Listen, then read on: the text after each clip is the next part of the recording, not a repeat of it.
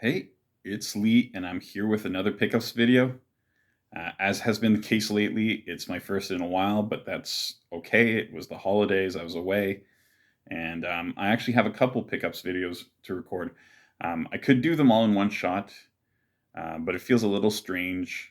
They were completely separate kind of concepts. In fact, I could probably do three videos if I really wanted to and split the content up, but it's not like my channel is that good. I did like split them in two separate concepts. One is essentially Christmas gifts or a gift I bought myself for Christmas, and the other ones are things I got recently at the store. Um, I'm going to start with the things I got recently at the store. Um, the one of the local game stores here has started doing auctions every Friday night, and a lot of the stuff is kind of that they're trying to sell is things that are taking up a lot of space and that they don't necessarily have an easy way to sell it. So they've been putting up a lot of N64 boxes. I don't collect cardboard in general, so I haven't been bidding on those. But N64 boxes, Super Nintendo boxes, they've put a bunch of kind of like special editions and stuff like that. If you guys follow my channel, you might have seen that I recently picked up a PS3 special edition Need for Speed game, I think. That was in a gigantic box. So it feels like they're trying to thin out their inventory, and they do toss in some good titles in there because I picked up Kickmaster as well, which is a good NES game. But in general, they're just trying to kind of get rid of incomplete things or things like they do a lot of manual lots, a lot of things like that. I was part of this auction.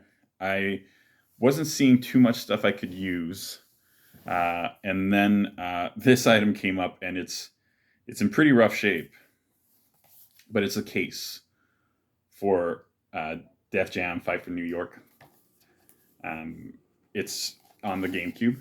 It's a little bit ripped here. It's got this ugly sticker that I could probably get rid of this, make this look reasonable. It doesn't have the manual, but one thing I haven't mentioned on the channel, I think, because whatever, I'm not a professional YouTuber, is that I actually and because well, I don't consider them part of my collection because I don't intend to keep them. But I actually have a ton of loose GameCube games.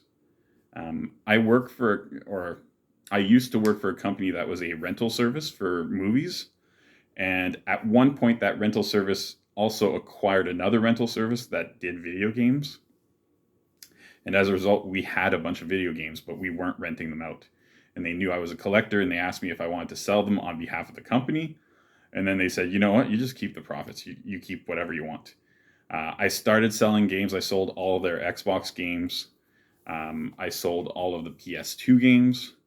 But the GameCube was actually the system they had the most games for. And I kind of stopped selling just because I dealt with that one jerk on eBay that instead of letting me know there was an issue with a game that I could have just refunded, decided to give me a negative feedback, and it just turned me off of the whole eBay game. But I actually have three loose copies of Def Jam for Fight for New York on the GameCube. I also have multiple copies of Digimon on the GameCube. I I think I have a couple copies of Custom Robo. I have a lot of pretty decent titles. I think I have a Luigi's Mansion. Why? I also have one in my collection, but yeah, I have a bunch of kind of pretty high end titles on the GameCube that are incomplete. It's disc only. This I saw as an opportunity to add value to that game.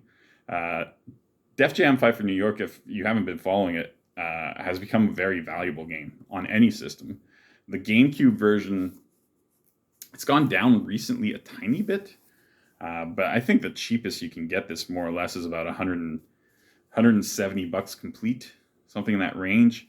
Oftentimes it floats closer to 200, especially the black version, black label version. The red label version can go a little bit cheaper.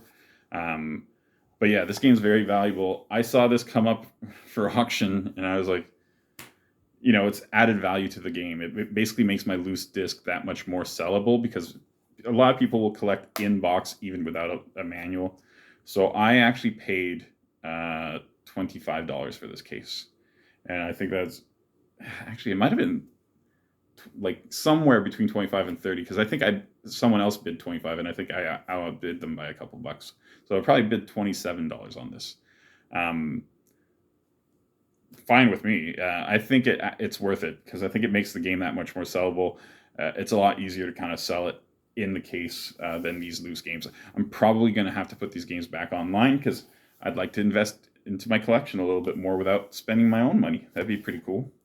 But yeah, I did well with the Xbox stuff back in the day, and I did pretty well with the PS2 stuff as well. There weren't too many high-end titles in those, but it still did all right.